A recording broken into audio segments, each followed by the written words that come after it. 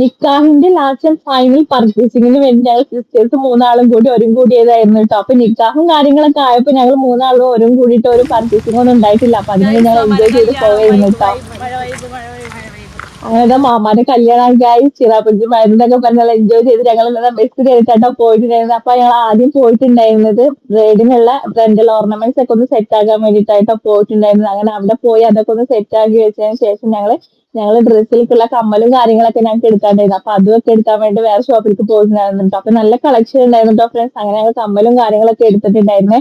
പിന്നെ സിസ്റ്ററിന് ഒരു ചെരുപ്പും കൂടെ കിട്ടാനുണ്ടായിരുന്നു. അങ്ങനെ അവൾക്കുള്ള ചെരുപ്പും കാര്യങ്ങളൊക്കെ എടുത്ത് പിന്നെ ഞങ്ങൾ റെന്റൽ ഓർണമെന്റ്സിന്റെ കടയിലേക്ക് തന്നെ വന്നിട്ടുണ്ടായിരുന്നു. അപ്പൊ അവിടുത്തെ ചേച്ചിക്ക് എന്റെ ചാനലൊക്കെ ഒന്ന് ഇതാണ് ഗൈസ് ഞങ്ങളെ പരിചയപ്പെടുത്തി ചേച്ചി. കൊടുത്തിട്ടുണ്ടായിരുന്നു കേട്ടോ. എന്ത് ചേച്ചിയുടെ പേര് തന്നെ?